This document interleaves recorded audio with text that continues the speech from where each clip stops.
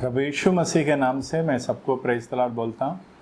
और एक बार प्रभु के वचन से कुछ बातें सीखने के लिए प्रभु ने हम सबको अच्छा मौका दिया।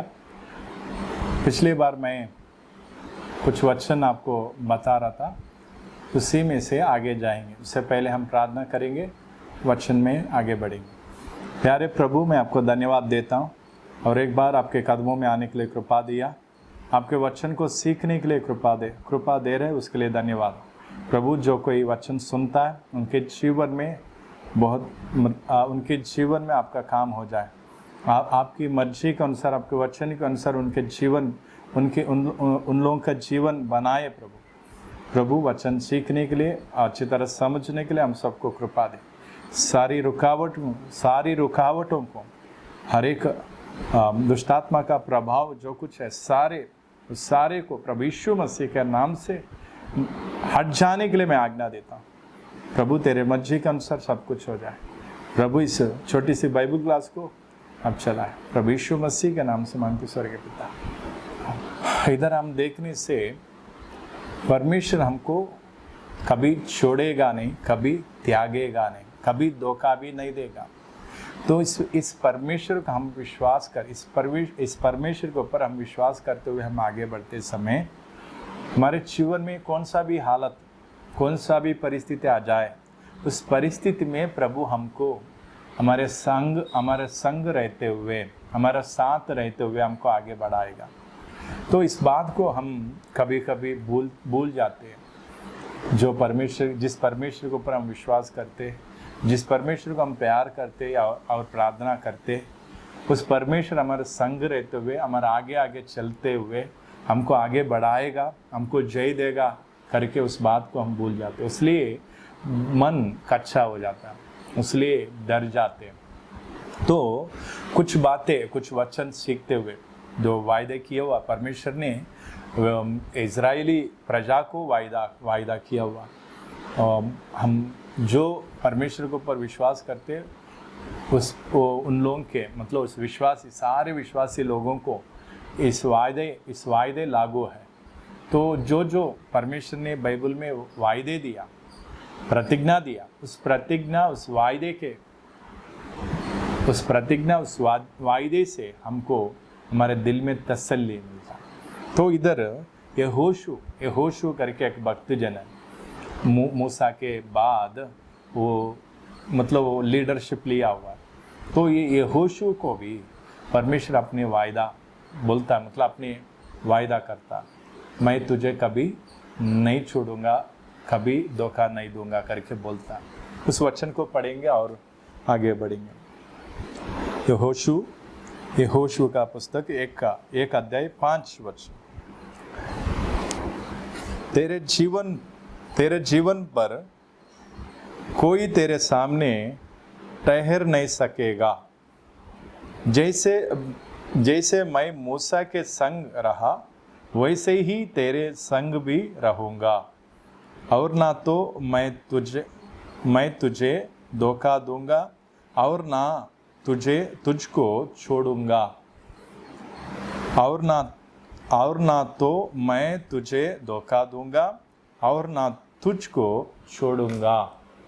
मतलब इधर परमेश्वर ने यहोशू करके एक भक्तजन, एक नौजवान, तो उनको परमेश्वर वायदा करता, मैं तुझे छोड़ूंगा नहीं और धोखा ना धोखा दूंगा। परमेश्वर ने अपने, मतलब इस यहोशू को प्रतिज्ञा देता, वायदा करता। इस यहोशू के सामने एक बड़ा चैलेंज है, मतलब बहुत बड़ा जिम्मेदारी उनके ऊपर उनको सौंपा गया। उस जिम्मेदारी, मतलब मूसा कानान में प्रवेश करने से पहले ही मूसा प्रभु में विश्रांति करता, परमेश्वर में सो जाते, मतलब मर जाते। तो मूसा मरने के बाद, तो मूसा के स्थान लेते हुए, मूसा के उस जगह को भर्ती करते हुए अपना यहोशू आगे बढ़ता है। आगे बढ़ते समय यहोशू को परमेश्वर वायदा देता। क्या वायदा देता? जैसे मैं मूसा के साथ रहूं, इसलिए उधर क्या बोलता है, जैसे मैं मूसा के संग रहा वैसे ही तेरे संग भी रहूंगा। मतलब मूसा के संग जैसे परमेश्वर रहा वैसे ही यहोशू के साथ भी रहूंगा करके परमेश्वर वायदा करता। जैसे हम भी इस बात को अच्छी तरह समझना चाहिए। जैसे बाइबल में भक्तजन है, भक्तजन लोग हैं, उनके साथ परमेश्वर उनके संग रहते हुए उनको चलाया, वैसे ही हमारे संग भी रहेगा। परमेश्वर की इच्छा, परमेश्वर मूसा के साथ रहा, अब्राहम के साथ रहा, परमेश्वर ने इसहाक के साथ रहा, मतलब याकूब के साथ रहा। मतलब परमेश्वर बाइबल में जितना भी भक्तजन है गुजरे हुए मतलब सालों में, मतलब पिछले, मतलब हम पीछे मुड़ के देखते समय जितना भी भक्तजन है उन सारे भक्तजनों के साथ परमेश्वर उनके संग, परमेश्वर उनके संग रहा। वैसे ही परमेश्वर उनके संग ही नहीं, हमारे संग भी रहना चाहता है। हमको भी हमारे साथ रहते हुए अपने वायदे ना छोड़ूंगा ना धोखा दूंगा, उस बात को निभाना चाहता है। तो हमेशा याद रखना, जैसे मूसा के साथ परमेश्वर रहा मेरे साथ भी रहेगा, जैसे यहोशू के साथ रहा मेरे साथ भी, जैसे दाऊद के साथ परमेश्वर रहा मेरे साथ भी रहेगा, जैसे पौलुस के साथ रहा मेरे साथ भी रहेगा। मतलब परमेश्वर मेरे साथ रहेगा करके उस विश्वास को दृढ़ करना चाहिए।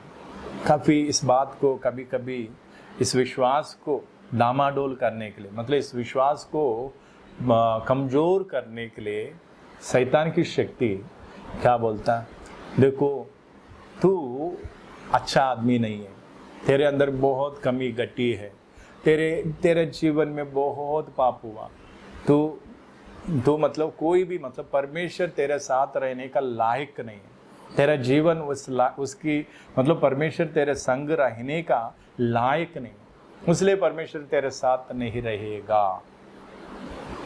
ऐसा करके शैतान मतलब शैतान की शक्तियाँ बोलता है, देखो तेरे अंदर ये है, तेरे अंदर गुस्सा भरा हुआ है, तेरे अंदर ये है, तेरे अंदर मतलब बहुत मतलब झूठ भी बोलता है, ये करता वो करता, मतलब बहुत कुछ बातें आपके सामने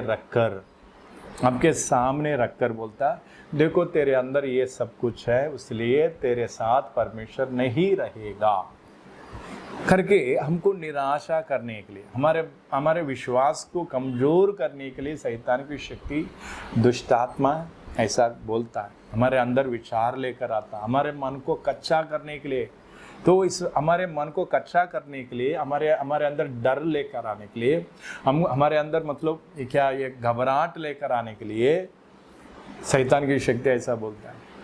शैतान की शक्ति कभी कभी विचार के साथ आता है, विचार लेकर आता है, कभी कभी मनुष्य को भी लेकर आता है। जैसे पति हो गया, पति बोलता है वो तू कोई संत है, तेरे अंदर कोई पवित्रता है, तू ये है तू है, पूरा मतलब पूरा लिस्ट पड़ेगा, पिछले दिनों का मतलब अभी का आने वाले दिनों का ये है, पूरा लिस्ट पड़ेंगे। पति बोलेगा, कभी पत्नी बोलेगा, कभी बच्चे बोलेंगे, तू कोई संत है, तू कोई ये है करके। मतलब हमारे जीवन में जो विश्वास है ना, परमेश्वर मेरे संग रहेगा, मेरे साथ रह के मुझे चलाएगा,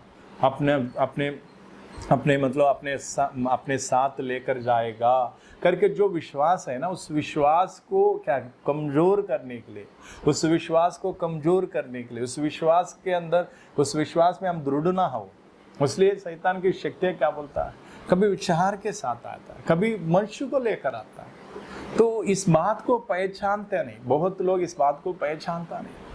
वो कभी बोलते हैं, देखो मैं बहुत बुरा हूँ, मेरे अंदर बहुत कमी घटिया है, मेरे अंदर बहुत पाप है, मेरे अंदर बहुत ये है करके रोते रहते हैं। देखो मैं पापी हूँ, मैं प्रभु के साथ रह नहीं सकता, प्रभु मेरे साथ रहेगा नहीं, ये है वो है करके बहुत कमजोरी के बारे में, पापों के बारे में, गुजरे हुए दिनों में किया हुआ पापों के बारे में रोते रोते दुखी हो जाते, कभी कभी निराशा हो जाते, कभी कभी बोलते देखो मेरे साथ परमेश्वर नहीं रहेगा, मैं स्वर्ग में जा नहीं सकता हूँ, मैं नरक के लिए नरक में जाने के लिए योग्य हूँ। ऐसा करके विचार बहुत आता है, निराशा भी आता है, दुख भी आता है। ऐसे बातें सबको बता भी नहीं सकता। मतलब इस परिस्थिति में, ऐसा परिस्थिति में हम क्या करना चाहिए, उस बात को अभी समझेंगे। पहला यूहन्ना 1:8 पढ़े, हम सात ही पढ़े, 7। पर यदि जैसे वो ज्योति में है वैसे ही हम भी ज्योति में छिले तो एक दूसरे से सहभागिता रखते हैं, और उसके पुत्र यीशु का लहू हमें सब पापों से शुद्ध करता है, और उसके पुत्र यीशु का लहू हमें सब पापों से शुद्ध करता है। यदि हम कहें कि हम में कुछ भी पाप नहीं तो अपने आप को धोखा देते हैं और हम में सत्य नहीं। इधर हम देखने से जो वचन हम पढ़ा, तो जब हम परमेश्वर के सामने अपनी गलतियों को मानेंगे, अपने पापों को मानेंगे, बोलेंगे प्रभु ये पाप मैंने किया, इस पाप को मैं मैं आपके कदमों में मानता हूँ, इस पाप के लिए मैं क्षमा मानता हूँ, क्षमा मांगता हूँ। प्रभु तेरे लहू से, तेरे पवित्र लहू से मुझे शुद्ध करे करके प्रभु से हम जब प्रार्थना करते, जब हम अपने पापों के बारे में प्रभु के सामने प्रार्थना करते, प्रभु सच्चे दिल के साथ हम प्रार्थना करते, पश्चाताप के साथ हम जब प्रार्थना करते, प्रभु उस पाप को क्षमा करेगा, उस पाप को क्षमा करेगा। तो उस पाप को क्षमा करने के बाद भी, उस पाप को क्षमा करने के बाद भी दो काम हो सकता है। जो मैं एक बात अच्छी तरह समझाना चाहता हूँ, मैं एक मजबूरन चोरी किया, मजबूरन के साथ मैं चोरी किया, तो उस चोरी किया उस बात को मैं प्रभु के सामने बोलता हूँ, प्रभु मैं इस चोरी किया ना उसके लिए मैं माफ़ी चाहता हूँ। जिस घर से लेता, जिस व्यक्ति के साथ जो कुछ मैंने चोरी किया, सेल फोन है, पेन है, कोई भी, मैं वापस कर देता हूँ। वापस करके प्रभु मैं माफ़ी मांग लेता हूँ, प्रभु मुझे इस चोरी का माल नहीं चाहिए, मुझे एक चोर नहीं चाहिए, मैं चोर का जीवन नहीं चाहिए, मुझे पवित्र जीवन जीना है करके हम पश्चाताप करते हुए जो चोरी किया वो उस वस्तु को, उस चीज़ को लेकर उस व्यक्ति को जाकर बोला, भाई साहब मैंने आपके साथ ऐसा चोरी किया, आपके पर्स में कुछ पैसा था मैंने ले लिया, आपका पेन ले लिया, आपका फ़ोन ले लिया, कुछ पैसा कुछ ले लिया, तो उसके लिए मैं माफ़ी चाहता हूँ, जो सज़ा आप दे मैं उसके लिए तैयार हूँ करके आप बोल के उनको दे दिया। बोला उस समय बोला चलो भाई कोई बात नहीं, ऐसा करके 2 थप्पड़ मार के भगा दिया। फिर उसके बाद हो गया, प्रभु से माफ़ी मांगा, प्रभु ने उस चोरी के बात को प्रभु ने माफ़ कर दिया। माफ़ करने के बाद 2 बात हो सकता है। एक, शैतान की शक्ति बोलता है देखो पिछले दिनों में तू चोरी किया, क्योंकि हमको निराशा में लेकर आने के लिए, जो गलती हमने पिछले दिनों में किया, प्रभु से माफ़ी मांगा, प्रभु ने उस बात को माफ़ भी कर दिया। फिर भी दुष्ट शक्ति, क्योंकि दुष्ट आत्मा को मालूम चलता है हम क्या गलती किया करके, तो उस गलती को दोबारा याद करेगा, बार बार याद करके बोलेगा तू चोर है, तू चोर है। फिर उसके बाद कुछ दिन के बाद हम जिसके पास जिसके पास मैंने चोरी किया, वो व्यक्ति मेरे सामने आ जाता है, गुस्से में आके बोलता है तू चोर है, तू चोर है। तो इस बात को अच्छी तरह समझना, तो हमारे दिल में क्या नहीं होना चाहिए, हमारे दिल में उस पाप के बारे में बोझ नहीं होना चाहिए। ये पाप मैंने किया, इस पाप को माफ़ी मांगना है, प्रभु मुझे माफ़ करे, प्रभु मुझे माफ़ करे, ऐसा बोझ के साथ, पश्चाताप के साथ प्रार्थना करेंगे, प्रभु जब आपके उस पाप को, चोर हो, व्यभिचार हो, लेता झूठ हो, कोई भी गलती, कोई भी पाप हो, तो उस बात को प्रभु से माफ़ करने के लिए माफ़ी मांगते हुए प्रार्थना करेंगे। प्रभु जब उस पाप को माफ़ करेगा, आपके दिल में तसल्ली मिलता है, जैसे ऐसा लगता है जैसे मैंने वो पाप नहीं किया करके आपके मन में एक तसल्ली आता।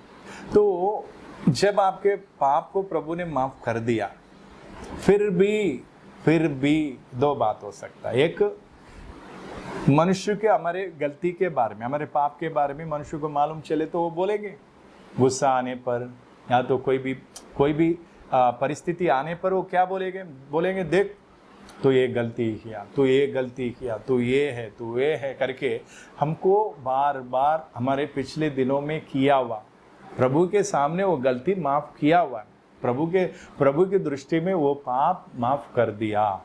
मगर मनुष्य माफ़ करने के लिए तैयार नहीं है।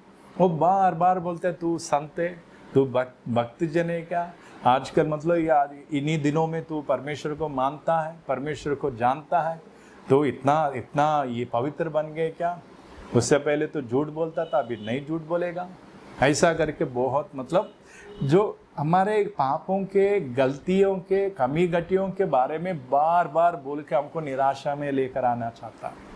दूसरी बात क्या है, दुष्ट आत्मा क्या बोलता है, तू ये किया, तू ये किया, हमें बार बार जो गुजरे हुए बातों के बारे में याद दिलाकर हमको निराशा करने के लिए। तो इसलिए जब हम इस बात में निराशा बन जाएंगे, मतलब हमारे दिल में निराशा आ जाएगा, बोलेंगे देखो मैं पवित्र नहीं हूँ तो प्रभु मेरे साथ नहीं रह सकता।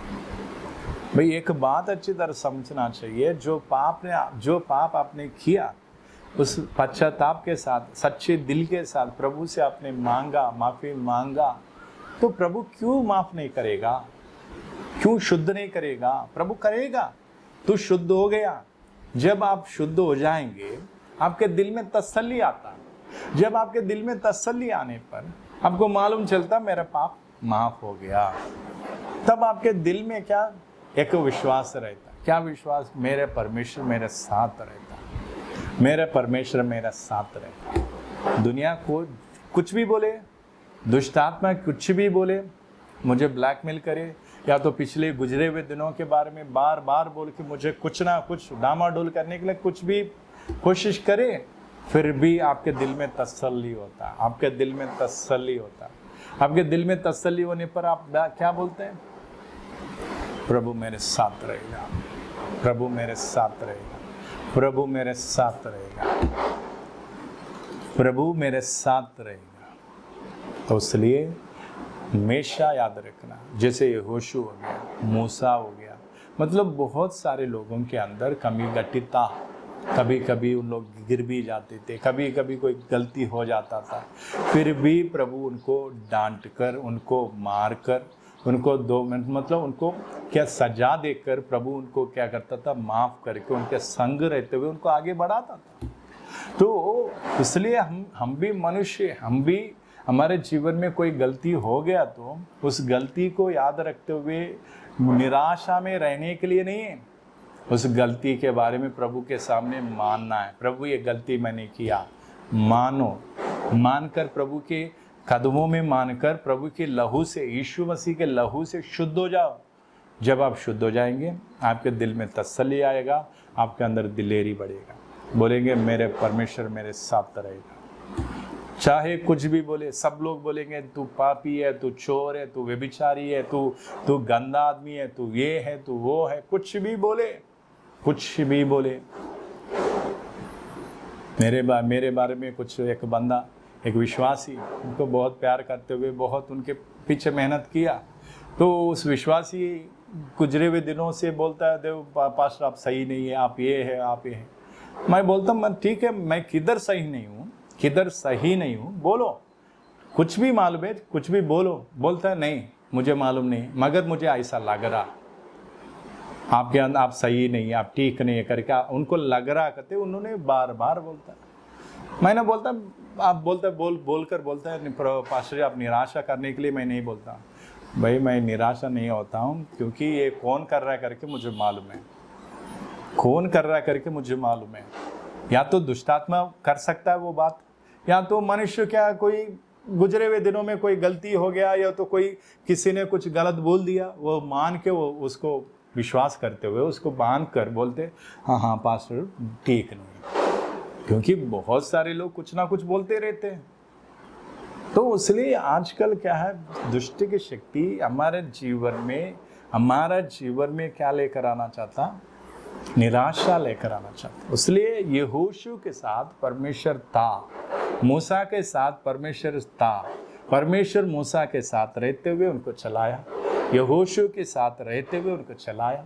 जो वायदा उनको दिया ना, उस वायदा के अनुसार उन लोग मरते दम तक परमेश्वर उनके साथ था, उनको सही करता था, जब गलती करते समय डांटता था, सजा देता था, फिर भी परमेश्वर उनके साथ रहते हुए उनको आगे बढ़ाता था। उनके अपने दुश्मनों के साथ, अपने दुश्मन के सामने ऊपर उनको जय देता था, जयवंत करता था। इसलिए आज अच्छी तरह